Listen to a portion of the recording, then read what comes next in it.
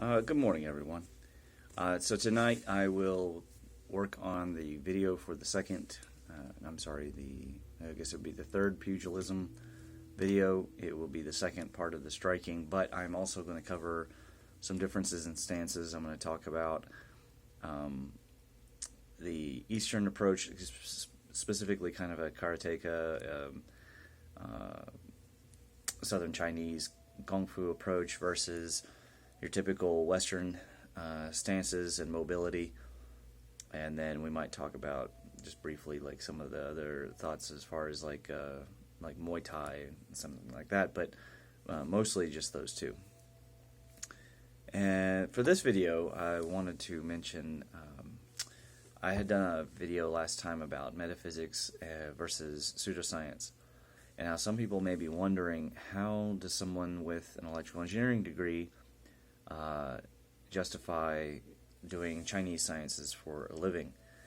Well, for one thing, let's take, for example, Bazi. Now, we translate Bazi as Chinese astrology, but actually it's not an astrology, right? Because it's not based on constellations, it's not based on stars, it's based on time, literally based on the hours that you're born.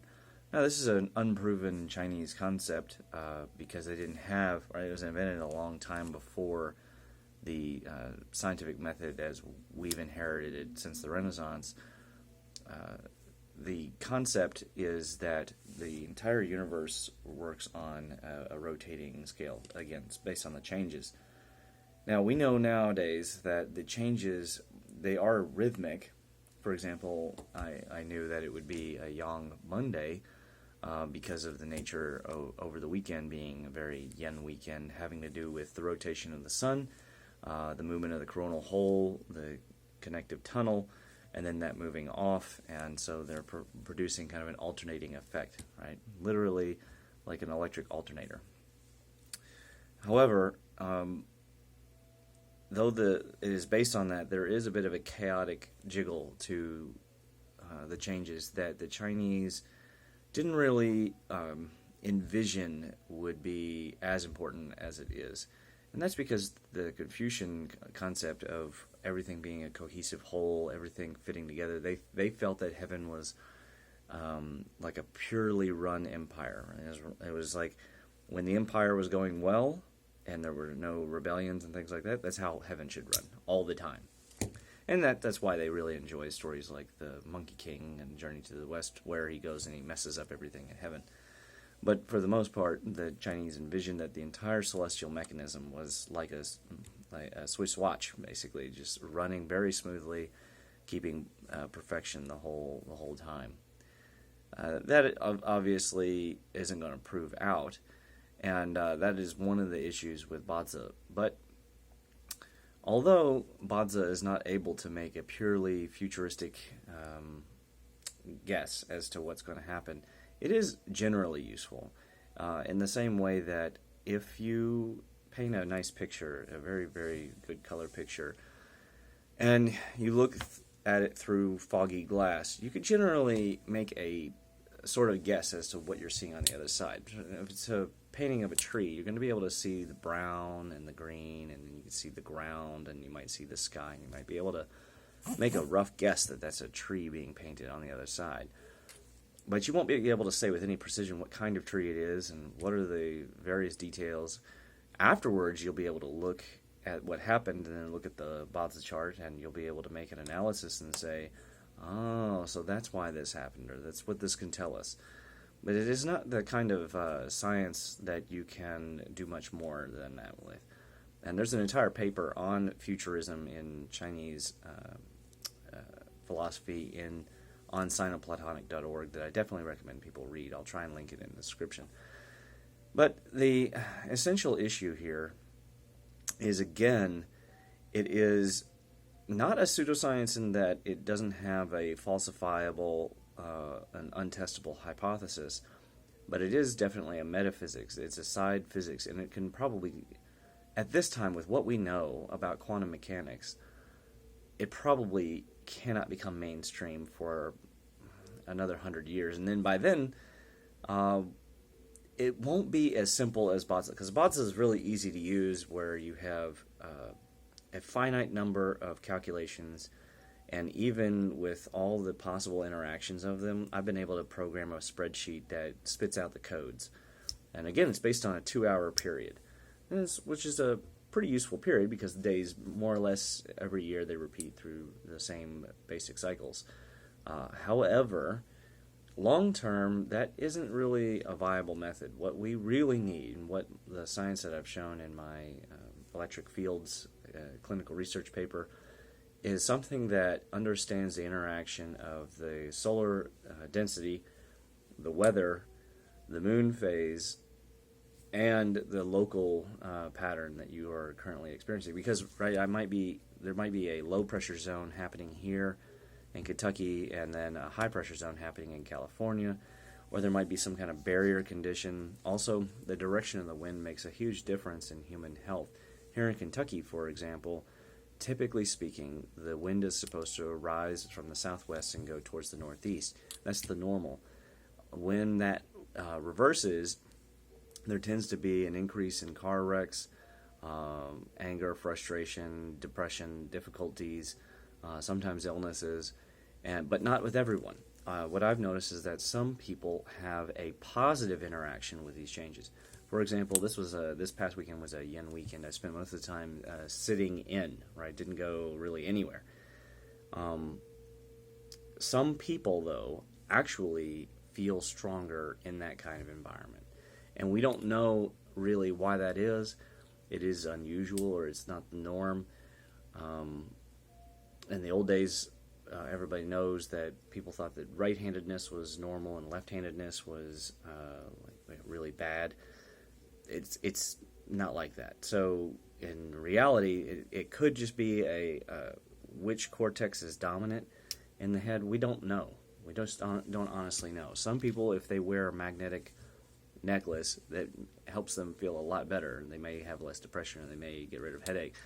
And some people, if they put on the magnetic necklace, they'll actually get a strong migraine, and it can knock them down for a day or two. So we don't really understand polarity in the body and how people's nervous systems can be possibly different. And like I say, there are different quantum effects that are active at any one time. There's a really great talk that was given a couple years ago when they were debating.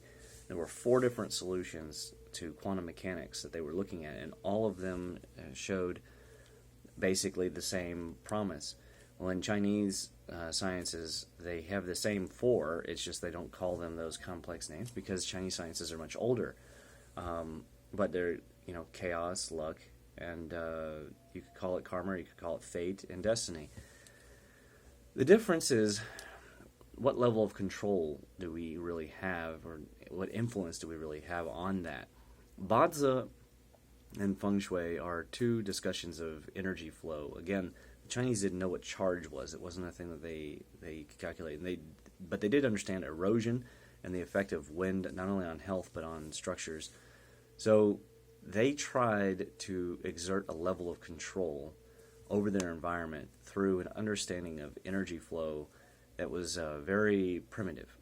Now, all of the things that you say, they can be tested. So, take the very cultural, and again, this is not a solution. I don't use it personally in my feng shui. I'll never provide this kind of solution to anybody. But in China, this is the kind of solution you might see, is the placement of a little golden cat that waves like this in a corner in order to attract health. That's a cultural thing. It has nothing to do with the science behind feng shui. It doesn't even have any basis in the origins of feng shui, which had to do with death and burial. Who knows exactly where that solution came from? But what you can do with that is you can make a hypothesis about that. You can say, if I place this golden cat in the corner, then I want to see a 5% increase in my wealth for my business or my home within the next 3 months or something like that. And you can measure the change.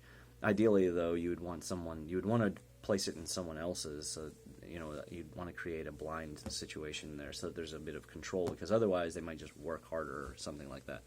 But anyways, it's a falsifiable hypothesis. It's something that you can disprove because it actually is it's a physical object that you're putting into a corner. So you can apply the scientific method in testing that feng shui.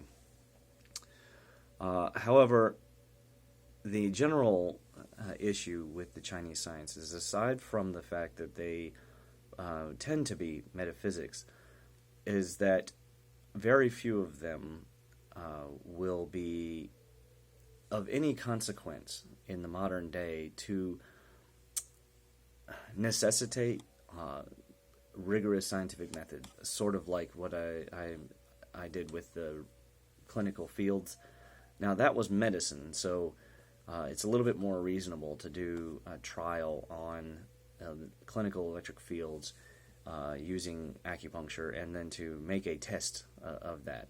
Right? That is a thing that could be done. You can get a magnetometer and read the electric fields, and I encourage other practitioners to do that because the results are really spectacular. However, that's medicine, and medicine is always highly practicable. We're probably not going to see some of the Chinese metaphysics really make it over the next few hundred years beyond just a few people who are being more superstitious and New Age than they are being scientists about it. And that's okay. I mean, it is a Chinese cultural treasure, right? It is something that came from China. There are a few things, though, that the Chinese provided that we absolutely need to tap into. An understanding of the changes would be one, because the changes themselves are a greater cosmic thing that we haven't really discussed, because we have a very poor understanding of time. We have etherized time. We've turned it into an object by combining it with space, and right, there's a mathematical combination in order to solve the what is it called? The four maths, or it's like the 4 dimensions and 3 dimensions problem, basically. There's a specific name. I forget the name. I have to look it up on the Henri Poincaré. But that problem, when it was solved, Henri Poincaré did not agree with Einstein's solution, that it was a literal combination of space and time. And I happen to agree with that. I do not see that there's any real physical proof that there is a thing called space and a thing called time. They're combined together to make a thing called space-time. Rather, I think that our understanding of relativity, the way that we're looking at it, is definitely backwards. Number one, relativity is not related to gravity. Relativity is related to electromagnetism. It was always Lorentzian transformations of the Maxwellian equations. And then secondly, I think that whenever we're measuring relativity in experiment, it's not the kind of experiment you can perform just in your house, right? These are experiments up in satellites, or experiments on simulation in computer. All of those simulations are still based on electromagnetism, which means that to some degree the measurementation is being contaminated by our current level of understanding of how to measure. And can that be fixed? I don't know, honestly. I mean, electromagnetism is everywhere, so I'm not so sure that we can fix it. But getting back to the Chinese sciences, the time being seen as a thing has prevented us as a culture from embracing the concept of the changes. And yet they're so obvious. There's cycles to everything.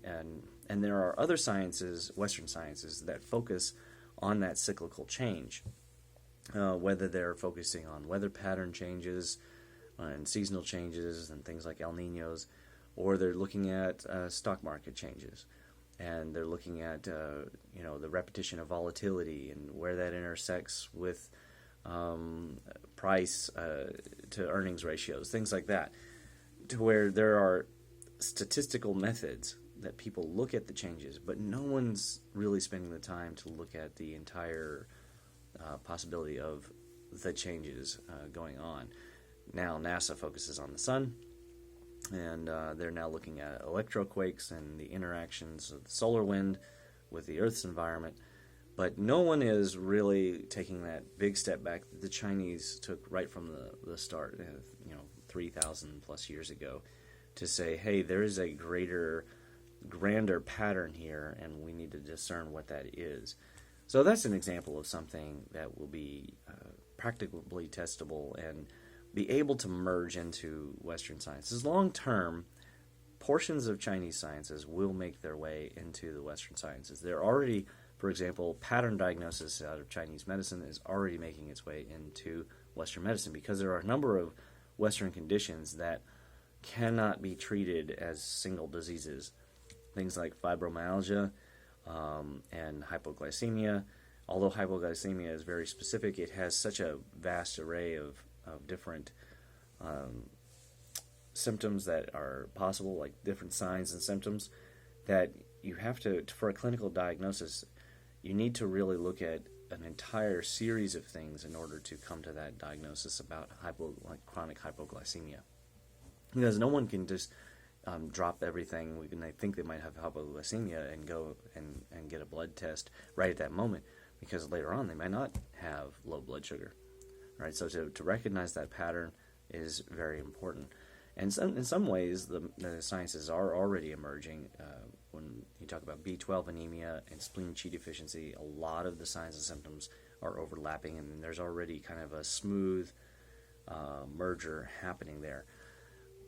I think, in terms of prediction, based on the fact of evolution, that the Chinese sciences will be they will continue to degrade in understanding from the ancient days, and then they will be consumed and brought into the sciences, the Western sciences, because everyone around the world is entering the scientific period, except for a few islands that are where they still kill missionaries and things like that, and B, because you can't really go back, right? The chicken can't go back in the egg.